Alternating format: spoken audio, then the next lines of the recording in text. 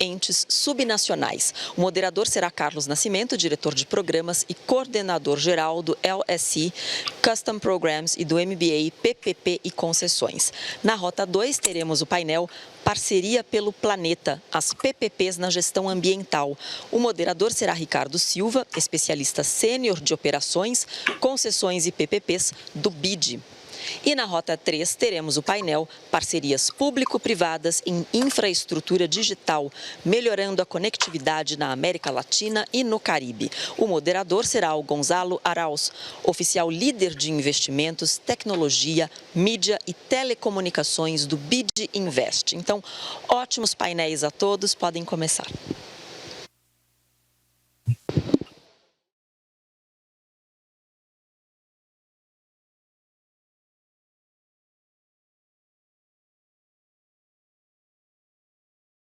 Parece-me claro que os desafios para os governos subnacionais são maiores ainda em todo o ciclo do projeto de infraestrutura, seja na fase de planejamento, seja na fase de estruturação, na fase de implementação, de execução, e assim como na fase de avaliação para realmente analisar os resultados dos programas. Por outro lado, é importante salientar que, embora a gente pense também muito nos programas nacionais, os efeitos dos projetos de infraestrutura, eles são sentidos no âmbito local, no âmbito regional. Então, a maioria das intervenções de PPPs, elas têm um importante resultado para a sociedade e para o mercado no âmbito local. Então, isso se reveste ainda de mais importância, porque essas PPPs e concessões, elas realmente podem mudar a realidade desses locais, dessas regiões. Então, nós temos visto na região um aumento crescente do número de projetos nos governos subnacionais. E aí fica a pergunta, esses programas, esses entes subnacionais estão realmente preparados para levar a cabo essa agenda de PPPs? Todas as condições que são necessárias para que essa agenda prospere nas regiões, os governos subnacionais estão atendendo? Então, são a essas questões que nós vamos buscar aqui algumas respostas, trazendo aqui 4 convidados muito especiais, extremamente qualificados para fazer essa discussão com vocês, né? Então, nós teremos hoje aqui a Priscila Romano, que é a secretária executiva de parcerias público-privadas do governo do estado da Bahia, no Brasil. Teremos também o Lamine Sow, que é diretor adjunto para o Brasil da Agência Francesa de Desenvolvimento, AFD. A Verônica Sanches, da Cruz Rios, que é a secretária de Fomento e Parcerias com o Setor Privado do Ministério do Desenvolvimento Regional. E também a Catherine Sandoval Chacon, que é a diretora do Programa de Participação Privada em Infraestrutura do Departamento de Planejamento do Governo da Colômbia. Então, agradecendo já a participação de vocês 4, vamos dar início aqui ao painel e eu gostaria de convidar a Priscila Romano para tomar parte dessa como primeira painelista nessa discussão. Priscila, eu acompanhei de perto o desenvolvimento das atividades no estado da Bahia, nos conhecemos há muito tempo, a gente sabe bem disso, né? E o governo da Bahia é muito bem sucedido na agenda de PPPs e tem talvez um dos melhores exemplos de PPPs de sucesso, sobretudo na área de infraestrutura social, que eu acho que é um tema muito importante quando se pensa em governos subnacionais. A Bahia sempre investiu pesadamente na capacitação técnica e institucional dos seus quadros e também na questão da governança institucional e na estruturação de garantias.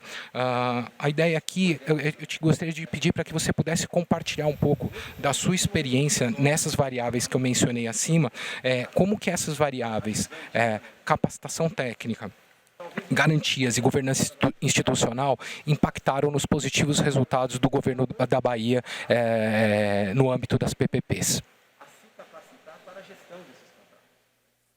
No Brasil, a gente comemora muito a assinatura do contrato, mas a gente tem depois 30 anos de casamento entre o setor público e privado, e a gente precisa conseguem virar essa chave e dos entes subnacionais, né, falando em nome de todos os colegas que atuam em PPPs e concessões no país, né, eu agradeço muito ao banco pelo convite e é muito importante, sabe, como você disse, Carlos, o Brasil passou por um momento em que a gente fazia PPP, mas não existia ainda sequer um curso de PPPs e concessões no Brasil que pudesse dar formação aos membros, né, e aos profissionais que atuam na área. Então, assim, é com muita felicidade que eu falo dessa capacitação e dessa estruturação profissional que foi desenvolvida inclusive com excelência aí, de forma pioneira pelo MBA PPPs e concessões, que foi algo fomentado pela rede PPP também, né, e por diversos estados que atuaram buscando nacionalmente promover esse ambiente acadêmico de discussões para que a gente pudesse aliar as melhores práticas internacionais e projetos em PPPs e concessões. O governo do estado da Bahia, né, eu fico muito contente de representar o governo do estado e falar em nome do programa de PPPs da Bahia. O nosso quadro de profissionais e de especialistas, ele Obrigado, é Fernando. Praticamente 100%, né, formado por especialistas em PPPs e concessões.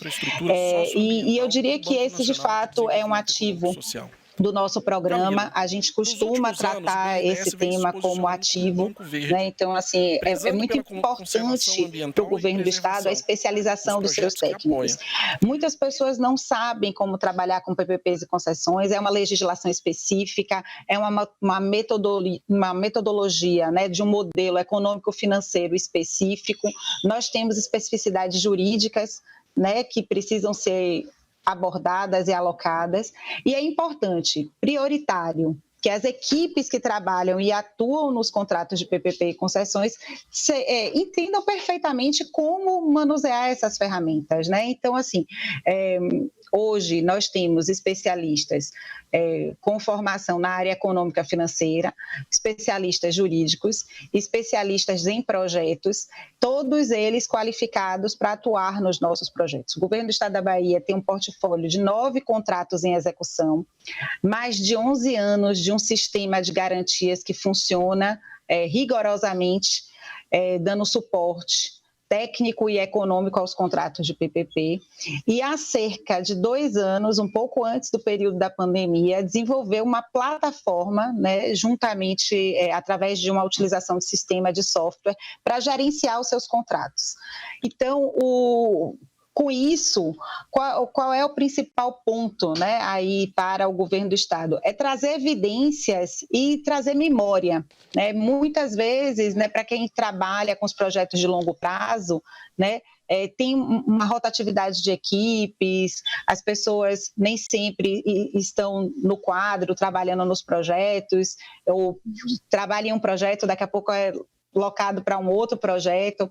Então, no nosso caso aqui, nós temos uma equipe multidisciplinar que atua no nível central, né, na Secretaria Executiva de PPP, que acompanha e assessora o Conselho Gestor de PPP, que é formado por 7 secretários de Estado e que delibera ações que serão encaminhadas pelo governo do Estado, pelo governador, né, homologadas pelo governador. Essa Secretaria Executiva de PPP, ela assessora as secretarias gestoras dos contratos de PPPs e concessões. A secretaria promove, através do programa, inclusive, que nós temos, né, em parceria com o BID, que é o programa do Profisco, né, o Profisco Bahia, como a Secretaria de PPPs e Concessões, ela está sediada, né, ela é presidida, o presidente do Conselho Gestor, nosso secretário da Fazenda. O programa Profisco tem uma série de recursos voltados para a área de capacitação e treinamentos. E, no caso aqui da Bahia, foi utilizado para fomentar a especialização desses servidores, que na grande maioria são servidores de carreira do Estado, né, para que eles pudessem ser especialistas e se tornem especialistas no tema. Aí, para a área de gestão de contratos, a gente desenvolveu essa plataforma que funciona no sistema em nuvem, em que nós temos 2 características na governança desse sistema. Uma parte que é externa, para que a gente possa recepcionar as manifestações de interesse de forma remota, né, e de forma com toda a segurança, mas através do sistema digital. Então, o parceiro privado, né, ou uma instituição que tem interesse em apresentar um projeto ao governo do estado da Bahia pode fazer isso de forma eletrônica, em qualquer lugar do mundo onde ele esteja, acessando o nosso portal. Lá tem todo o nosso manual, toda a nossa legislação, com todas as informações para que ele possa submeter um projeto a ser apreciado pelo governo do estado para investir no nosso estado. Esse projeto, quando ele deposita esse projeto no sistema da plataforma, automaticamente esse processo chega para a gente no back-office, né, na plataforma, na gestão do contrato interno, em que a Secretaria Executiva de PPP e a Secretaria interessada, no caso, se for um projeto voltado para a área de mobilidade, né, ele vai ser direcionado para a Secretaria Gestora, que é a Secretaria de Desenvolvimento Urbano, e para a Secretaria Executiva de PPP. Tudo isso acontece de forma automatizada e de forma eletrônica, né? Então, nós temos uma ferramenta que acompanha o contrato. Então, a partir daí, ele vem todo um fluxo que segue as principais regras internacionais, né, de certificação, como o próprio CP3P e todas as recomendações dos principais entes internacionais que atuam na estruturação de projetos na área de PPPs e concessões. E esse fluxo, ele traz transparência, porque o parceiro privado pode acompanhar fase a fase, né, com as devolutivas do Estado. Então, se aquele projeto foi autorizado pelo governo para ser realizados estudos, tudo isso é feito de forma compartilhada, né, através do sistema, e tanto os outros entes do Estado que acompanham os projetos, como o próprio proponente, ele também tem acesso através do sistema. Com relação à nossa governança, né, que é a execução do contrato, com os contratos de longo prazo, foi um dos principais desafios, né, que nós enxergamos ao longo dessa trajetória. Como eu disse a vocês, nós temos mais de 11 anos de contratos de PPPs e concessões, né, vigentes no Estado.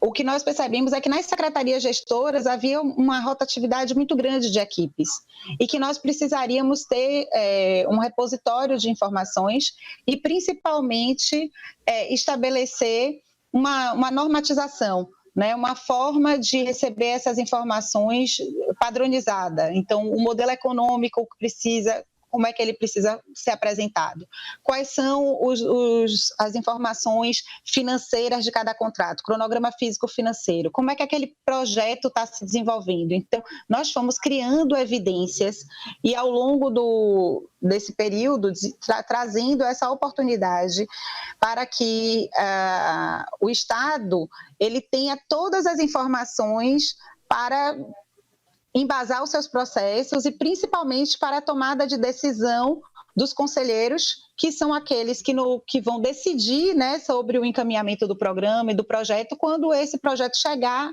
ao nível decisório de conselho gestor, né, através dos seus secretários, na posição de projetos estratégicos.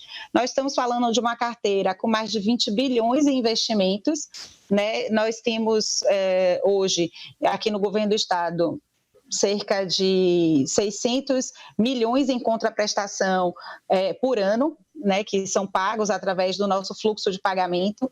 E aí, eu diria que é um outro ativo, né, do governo do Estado, que é o sistema de garantias do Estado. O Estado... Escuto?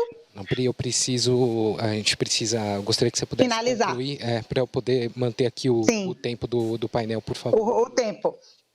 Pois é, eu só ia falar do sistema de garantias, que é exatamente isso, eu diria que é um ativo. Hoje o Estado conta com fluxo de pagamento garantido através de um pagamento já pré-autorizado aos contratos e 2 fundos garantidores, um de fundo de garantidor de aporte, né, para garantir os aportes aos contratos de PPP, e outro que garante a execução dos contratos. Eu fico à disposição e agradeço. Priscila Romano, muito obrigado pela tua primeira contribuição. Desculpe-me a indelicadeza de interrompê-la, mas o tempo aqui é escasso, eu tenho que ter, como moderador, seguir a risca aqui. Mas muito obrigado. Eu gostaria agora de convidar o Lamine Sow, da AFD, para participar aqui conosco. Lamine, a cooperação técnica internacional tem sido muito importante no sentido de compartilhar conhecimento, de compartilhar melhores práticas, além de podermos aprender com a experiência internacional, tanto do ponto de vista dos erros, quanto do ponto de vista dos acertos, né? Eu gostaria que você pudesse nos contar um pouco sobre a experiência da AfD no Brasil, focando nessa agenda de PPPs e concessões. Quais têm sido as forças, as fortalezas e as fraquezas dessa experiência que vocês têm tido aqui no Brasil nessa agenda? Boa tarde a todas, boa tarde a todos. Obrigado, Carlos, pela pergunta. Quero primeiramente agradecer o convite. Estou muito honrado de estar aqui nesse painel com a Priscila, a Catherine e a Verônica.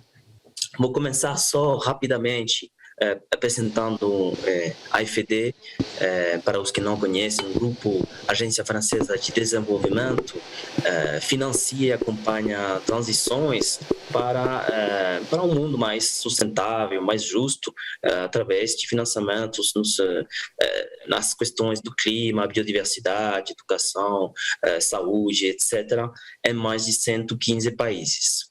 Tudo isso no marco do compromisso da França para a Agenda 2030.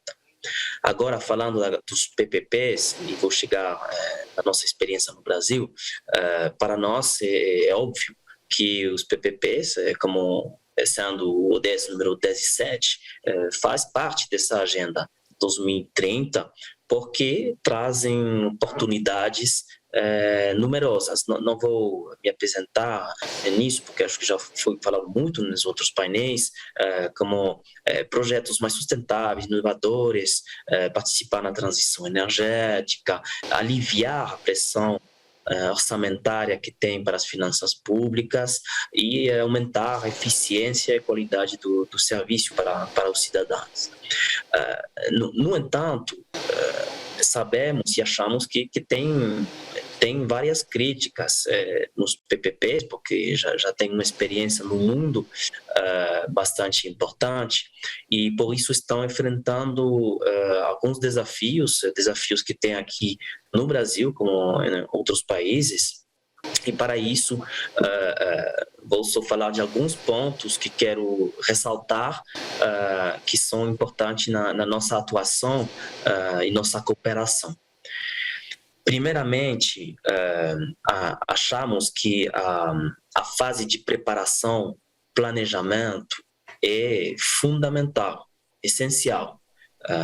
Algumas vezes tem carência nessa fase de preparação por falta de tempo, de recursos financeiros ou recursos humanos, como acabamos de falar. E para isso, no Brasil, por exemplo, com cooperação técnica, estamos disponibilizando financiamento a fundo perdido para financiar estudos de previabilidade através de parceiros brasileiros, que é muito importante para nós poder se apoiar com parceiros locais. Então, através do Fundo de Preparação de Projetos da Caixa, com, por exemplo, um projeto de iluminação pública no município de Toledo, no Paraná, e também um projeto de saneamento em Volta Redonda, Rio de Janeiro, isso com a Caixa. E com o BNDES estamos entrando e apoiando a preparação do projeto de resíduos sólidos para um consórcio de municípios comares no estado de Ceará. Depois, tem outro ponto muito importante para nós, que é a questão mais global de assimetria de informação, de risco de desequilíbrio entre as partes na governança e a relação contratual. Por exemplo, tipo uma multinacional que vai ter expertos jurídicos, engenheiros com muita experiência nos projetos, entrando numa parceria com um município mais pequeno, de meio porte, que tem recursos humanos e experiência menor. Então, para nós é importante poder, ao máximo, reequilibrar essa relação para o sucesso do projeto e, por exemplo, temos uma cooperação com o governo brasileiro, através da qual disponibilizamos fundos para capacitação para os municípios, para também troca de experiência. Do nosso lado, claro, aportamos a experiência francesa, com expertos franceses, para mostrar cases de sucessos ou cases de fracasso também, porque tem também os dois na França, claro. Depois, o terceiro ponto, que é talvez um dos pontos mais importantes na nossa atividade, é a questão do financiamento. Achamos que o financiamento, muitas vezes projetos de PPP são para infraestrutura e precisa de financiamento de longo prazo. Temos no grupo AFD vários instrumentos. A própria AFD pode fazer empréstimos de longo prazo, disponibilizar assistência técnica para estudos, estruturação, capacitação, ou também instrumentos de garantias para reduzir o risco do investidor privado. Também é importante para nós, porque não conhecemos bem o contexto local, temos uma agência aqui para isso, mas nos apoiar com parceiros locais. Já falei da Caixa, por exemplo, ou do BNDES, mas também a nível local, que esse é o ponto que estamos falando dos governos locais, através dos bancos de desenvolvimento regionais, porque eles vão ter uma proximidade muito forte com os atores locais e também um papel no financiamento das políticas públicas locais. E para nós isso é muito importante, então aportamos financiamento de longo prazo também para os bancos de desenvolvimento brasileiros. Depois, temos outra ferramenta, por dizer, do Grupo AFD, que é a filial Proparco, que pode financiar a parte privada. Já foram feitos vários financiamentos no Brasil. Dá um exemplo da AEG, a concessionária de água e saneamento, com empréstimo de $40 milhões, ou outro financiamento no estado de Bahia, para ficar no local, para a Enel, a construção de uma central solar, com financiamento de €90 milhões. E depois temos outro instrumento, que é o Fundo STOA, que é um fundo de 600 milhões de euros, fundo francês, no qual a FD tem participação, e esse fundo pode também entrar na estrutura global do projeto de PPP com participação acionista no capital do veículo, da empresa que vai ter a concessão, fazer a construção. Por exemplo, a STOA está participando acho que é o maior projeto de PPP de América Latina agora, que é a linha 6 do metro de São Paulo. E depois do financiamento, tem a questão também jurídica, a questão da regulação. E para isso, estamos também apoiando, através dessa cooperação com o governo brasileiro, como falei, para capacitação, cooperação, troca de experiências com as agências reguladoras brasileiras. Essa cooperação é em 3 setores que são prioritários para o governo brasileiro, que são água e saneamento, claro, iluminação pública e resíduos sólidos. Não vou pegar muito mais tempo. Resumindo, a nossa cooperação é para esses desafios fundamentais da preparação do projeto, ter um projeto bem estruturado, bem estudado, a questão da capacitação e da reequilibragem da relação entre as partes, a questão do financiamento a longo prazo, que é muito importante, e a questão do marco regulatório. Em conclusão, vou só falar que o nosso papel da FD, mas também o papel dos bancos de financiamento, bancos regionais, locais, é justamente esse: desenvolver ferramentas e produtos para acompanhar a emergência de projetos de PPPs que sejam sustentáveis, tanto do lado contratual, jurídico, financeiro, mas também, e esse nosso foco e nosso DNA, sustentáveis do ponto de vista do meio ambiente e da inclusão social. Lamine, muito obrigado. Vou finalizar aqui e fico à disposição e espero que fique claro. Não, ficou muito claro, muito obrigado pelo seu resumo agora também no fim. É muito importante realmente essas cooperações internacionais, nós aprendemos muito, né, com os erros e os acertos e, por exemplo, no nosso próprio MBPPP está no nosso DNA fazer essa comparação internacional. Ouvindo, Carlos. Espero que não seja uma pergunta. Me escuta agora? Escuta agora? Me escuta? Me escuta?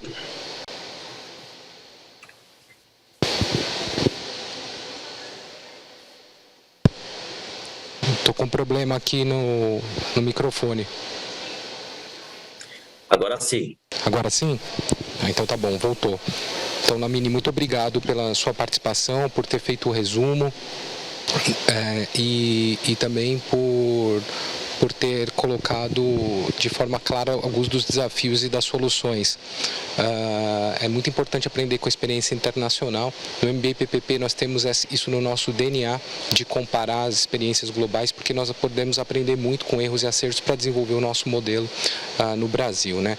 Você mencionou o Fundo de Estruturação de Projetos, e eu gostaria de voltar um pouco nessa experiência, que eu acho que ela é muito importante quando nós pensamos em governos subnacionais. E eu gostaria de convidar agora a Verônica Rios para entrar aqui conosco, do Ministério do Desenvolvimento Regional. Verônica, o Fundo de Estruturação de Projetos, ou FEP, como é mais conhecido no Brasil, do governo federal, tem sido um importante player no apoio à estruturação de projetos de PPP e concessões, sobretudo no âmbito municipal, né, governos locais. E muitos desses projetos têm tido uma participação muito importante do Ministério do Desenvolvimento Regional. Eu gostaria de que você pudesse nos contar um pouco, destacando quais as principais lições aprendidas dessas atividades do FEP, desse aprendizado do FEP, do Ministério do Desenvolvimento Regional, desde do seu início, e quais os principais desafios que você vê para escalar ainda mais a atuação do FEP e do MDR em particular, de forma que os projetos estruturados também sejam bem executados no âmbito local, lembrando que uma boa estruturação é essencial, mas depois vem a fase da execução, que vai levar muitos anos, né? E isso precisa também ser sempre muito bem pensado desde saída. Verônica, por favor. Boa tarde a todos, boa tarde, Carlos. Queria cumprimentar a Lamine, a Priscila e a Catherine aqui por compartilharem o painel comigo nessa tarde. Agradecer ao BID também pelo convite e por poder estar compartilhando um pouco da experiência brasileira com os demais países que estão participando aqui do PPP Américas. Fico feliz de termos um painel com outras duas mulheres. Somos 3 mulheres aqui no painel, hoje o Lamine é minoria. Então, estou muito feliz de poder estar participando com vocês. E sim, Carlos, o Ministério do Desenvolvimento Regional tem trabalhado exatamente no apoio aos entes subnacionais brasileiros, estados e municípios. Bom, grande parte de vocês sabem, o Brasil é um país federativo, com 3 níveis de federação. Então, temos 27 estados e 5.570 municípios. Um país, né, de dimensões continentais, como vocês conhecem, então com muitas diversidades em termos de território, de desenvolvimento social e econômico, e o Ministério do Desenvolvimento Regional tem como atribuição as definições sobre várias políticas públicas que afetam diretamente a vida das pessoas, principalmente no que a gente chama de infraestrutura social.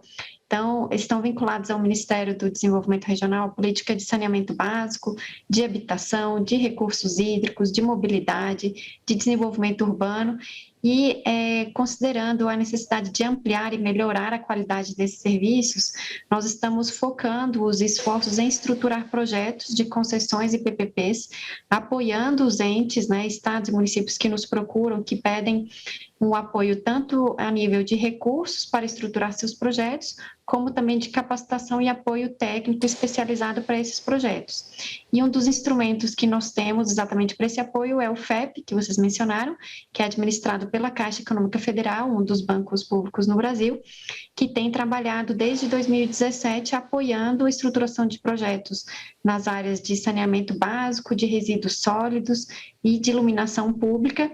E em alguns desses projetos, inclusive, contamos com o apoio da AFD. Como a Lamine mencionou, temos alguns projetos em que estão, desde a fase inicial de pactuação com os municípios, a AFD tem nos apoiado e apoiado os municípios na fase de planejamento e até o leilão.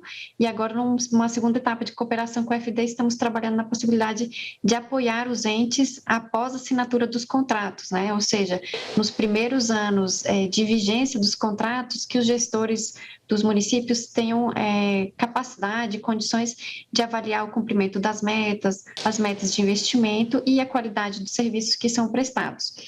Um ponto importante que eu gostaria de mencionar é que o Ministério tem trabalhado a nível federal no aprimoramento de alguns marcos normativos, de algumas legislações que têm como objetivo exatamente ampliar os investimentos privados em áreas que tradicionalmente contavam só com recursos públicos.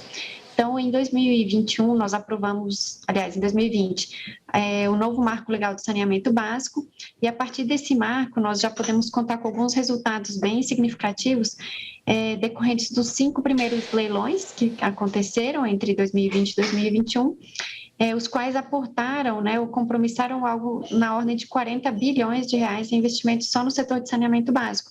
Isso para a gente é um marco bem importante, porque o Brasil ainda conta com alguns indicadores de saneamento básico que ainda são precários, são indicadores que nós gostaríamos de ver superados a partir da atração de investimentos para esse segmento.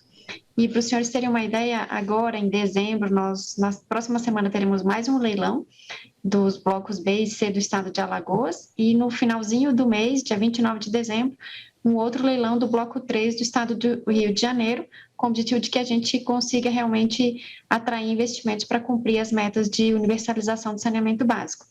Além disso, temos um portfólio de projetos aqui desenvolvido em parceria com o BNDES, o Banco Nacional de Desenvolvimento Econômico e Social, que tem estruturado grande parte dos projetos de concessões de saneamento do país, não apenas saneamento, mas saneamento, iluminação pública e outros segmentos da infraestrutura nacional, mas no que nos compete são esses dois, com sucesso, temos tido esses leilões que já aconteceram, no próximo ano temos um pipeline de próximos leilões em outros estados da federação, e também com a Caixa Econômica por meio do FEP.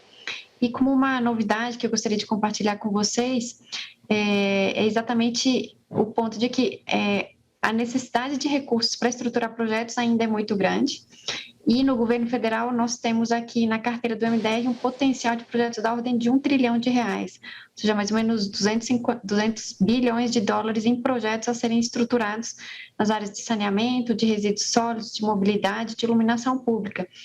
E precisamos montar um portfólio de projetos mais robusto que abranja as diversas regiões do país. Para isso, agora, no mês de outubro, o Congresso brasileiro aprovou uma nova legislação que criou um novo fundo para estruturação de projetos, chamado Fundo de Desenvolvimento Regional Sustentável, que agora conta, além dos recursos do FEP, que eram da ordem de 200 milhões de reais, com mais 750 milhões de reais para disponibilizar para estados e municípios para estruturarem novos projetos de concessões e PPPs. E, além disso, a gente, contando com experiências exitosas no Brasil, como é o caso do estado da Bahia, nós incluímos a possibilidade de que esse fundo venha a conceder garantias da contrapartida pública de PPPs. Então, esse novo fundo agora traz essa possibilidade, considerando que a segurança do pagamento do Estado, da sua contrapartida numa PPP, é vamos dizer assim, um fator de risco para o investidor. Então, esse fundo vem sanar, vamos dizer assim, essa demanda a partir da disponibilização dos recursos para fins de garantias e também de estruturação de projetos. Então, o que eu gostaria de compartilhar com vocês é que estamos realmente trabalhando para ter um projeto de qualidade mais robusto, que abranjam as diversas regiões do país e que, de fato, promovam o desenvolvimento das regiões nas suas diversas dimensões, focando em saneamento, em mobilidade, em habitação, em recursos hídricos. Agora, nos próximos dias, devemos estar mandando para o Congresso Nacional um projeto de lei de um novo marco hídrico, que tem como objetivo trazer investimentos para o setor de adução de água bruta, ou seja, transporte, barramento e reservação de água para abastecimento humano e para os outros usos. Então, é um setor da infraestrutura que ainda não tinha, vamos dizer assim, uma regulação clara, um marco jurídico muito consistente no sentido de poder atrair investimentos. É mais um passo que estamos dando nesse segmento. Então, temos novidades saindo nos próximos dias aqui no âmbito do governo federal. Obrigada, Carlos, fico à disposição. Excelente, Verônica. Vocês me escutam? Bem? Muito bom, ótima notícia que você traz, né, dessa ampliação dos recursos para a estruturação e que isso vai chegar bem aos entes subnacionais e também desta questão de poder participar das garantias públicas, né, porque nós sabemos o quanto isso tem sido importante para destravar a agenda de PPPs no âmbito local no Brasil, e tenho certeza que essa é uma realidade encontrada pelos juízes. Então eu te agradeço muito e gostaria de convidar para a gente finalizar aqui o painel a Catherine Sandoval Chacon, que é do governo da Colômbia, e também trazer uma experiência muito interessante, compartilhar a experiência conosco do governo da Colômbia no apoio aos entes subnacionais, né? Porque Catherine, seja bem-vinda, mas parece que não há dúvida, né, de que há um papel muito importante dos governos nacionais em apoiar os governos subnacionais a implementar programas de PPPs e concessões nas suas cidades e regiões. Esse suporte varia, nós sabemos, muito de país para país, porque existem diferentes variáveis institucionais, políticas, econômicas e sociais que podem afetar a qualidade desse suporte. Então, gostaria de que você pudesse elaborar um pouco mais em como o governo colombiano, a experiência do governo colombiano tem sido aos governos subnacionais, desde a fase de apoiar na estruturação dos projetos, por meio, por exemplo, de facilities locais, até mesmo passando pela construção de manuais e processos e contratos padronizados para facilitar o trabalho desses governos subnacionais, assim como também o apoio à capacitação técnica e estruturação de garantias. Então, eu gostaria de passar a palavra para que você pudesse concluir esse nosso painel, por favor. Por supuesto. Eu gostaria de dar um agradecimento muito especial ao BID por possibilitar este encontro e nosso moderador e colegas que nos acompanham neste painel. É um grande prazer compartilhar este espaço com todos. Como mencionamos, um dos principais objetivos do governo colombiano para consolidar um esquema de PPPs em projetos de infraestrutura pública com participação privada é construir capacidades e conhecimento aos entes territoriais que tenham dentro de sua carteira de projetos apostas ambiciosas e significativas que aumentem o desenvolvimento econômico do país. Assim, o Departamento Nacional de Planejamento, com o apoio do BID, abordou 4 grandes frentes de trabalho. Em primeiro lugar, realizar todos os ajustes normativos e definir os diâmetros de política que deem lugar a um dinamismo que possa permitir o desenvolvimento que queremos em termos de PPPs. Lideramos a construção de um marco regulatório consistente e dinâmico que permitiu que os entes subnacionais considerem o esquema de PPPs para executar seus projetos, através da Lei 1508 de 2012 e depois seus decretos regulamentares. Conseguimos manter atualizado o nosso marco regulatório, fazendo todas as melhorias processuais e adotando as melhores práticas que permitiram que hoje a Colômbia se posicione como número 1 em termos de regulamentos para a estruturação de PPPs. Lançamos 3 decretos e documentos de políticas que nos permitiram continuar definindo as regras do jogo para a estruturação de projetos. Depois da estruturação de projetos, no Departamento Nacional de Planejamento, financiamos e acompanhamos a estruturação de projetos estratégicos para o país. Apoiamos os entes territoriais ou estaduais e os ajudamos no desenvolvimento de projetos. Já estruturamos 30 projetos em 9 setores: transporte, água, justiça, educação, energia, cultura, turismo, defesa e esporte. Isso atraiu, em média, um investimento próximo a 40 bilhões de pesos. Desses 30 projetos, 19 foram definidos a nível local e outros a nível estadual. Uma de nossas apostas é dar institucionalidade a governos estaduais e locais através de capacitações que nós realizamos diretamente com essas entidades ou com os cursos que trabalhamos com o BID, através do qual capacitamos cerca de 840 pessoas. E também capacitamos cerca de 600 funcionários públicos. Por fim, e não menos importante, o acesso à informação. Acreditamos que a informação deve ser pública e transparente e, por isso, já no Departamento Nacional de Planejamento, criamos uma plataforma única para PPPs, que se constitui uma ferramenta fundamental para ter informação atualizada com relação às iniciativas que já temos no país. Atualmente, estamos trabalhando numa plataforma pública para que seja de fácil consulta e que permita realizar análises a quem acessem o sistema. Até o momento, foram registradas 817 iniciativas no país e 136 estão em fase de estruturação e 41 desses projetos já estão contratados e em fase de execução. No entanto, somos conscientes de que ainda temos alguns desafios importantes em termos de articular esforços da ordem nacional à ordem estadual e continuar fortalecendo a implantação deste esquema como impulsionador da infraestrutura do país. E assim, temos 3 desafios. O primeiro, os desafios institucionais. Ainda não existem equipes, unidades ou entidades que estejam orientadas a facilitar e consolidar os esquemas de PPPs no país. Por este motivo, na Colômbia, vamos começar um estudo que vai nos permitir definir todo o marco institucional, operacional e a estrutura organizacional que nos permita consolidar o esquema de PPPs na Colômbia. Igualmente, vemos que ainda há capacidades técnicas limitadas a nível estadual e, por este motivo, devemos continuar fortalecendo esta abordagem de transferência e construção de capacidades e conhecimento.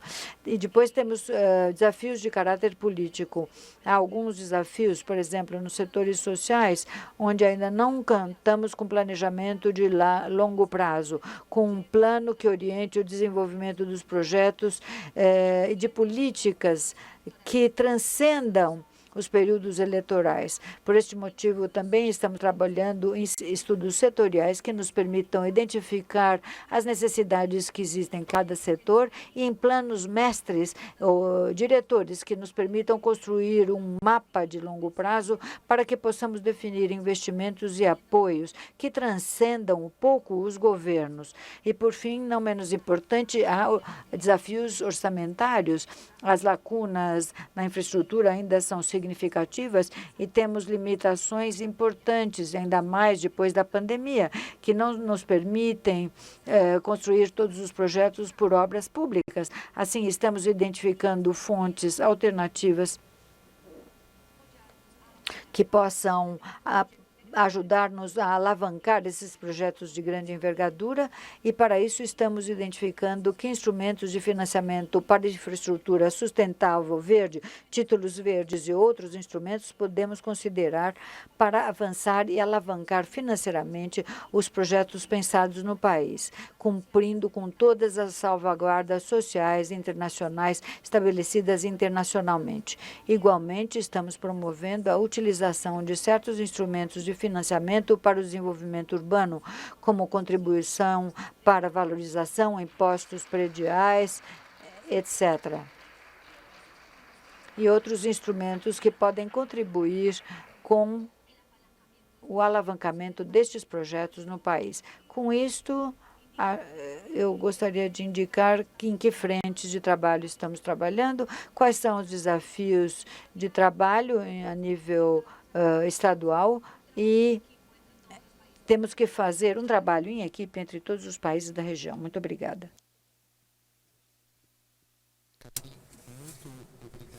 Pela sua apresentação, por trazer de uma maneira resumida, mas muito completa, a experiência colombiana, que é uma experiência muito rica e que nos permite verificar que tem particularidades locais, mas que muitos desses assuntos realmente são transversais aos países de toda a nossa região, da América Latina e do Caribe. Então, agradeço muito por trazer essa sua experiência. Com isso, eu gostaria de agradecer aos nossos 4 painelistas, a Priscila, Lamine, Verônica e a você, Catherine, novamente, por trazerem um painel muito rico, né? Muito com diferentes perspectivas de diferentes países, de diferentes realidades, o que só reforça a importância e a qualidade de um evento como esse do PPP Américas e o papel do BID também nesse envolvimento com diversos países e diversos projetos, tornando cada vez mais forte essa agenda das PPPs. E me parece claro, para concluir, né, que é necessário realmente, para fortalecer essa agenda das PPPs e concessões, as melhorias e os investimentos de fortalecimento institucional, regulatório e técnico nos estados, nos países que são províncias e nos municípios. Isso é fundamental para justamente fortalecer a agenda.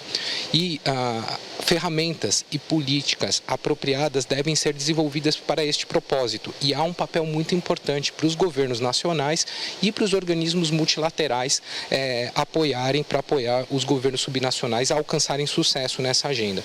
Por outro lado, é muito importante que os governos subnacionais também façam sua lição de casa e demonstrem um compromisso muito firme com todas essas variáveis, com toda essa agenda, porque cada vez mais haverá uma competição entre países e dentro dos países para atrair o investimento privado em infraestrutura, principalmente em um contexto de restrição fiscal, como todos já vivíamos antes da pandemia e que foi aprofundado agora, e os desafios serão maiores ainda. Então, com isso, concluímos este painel.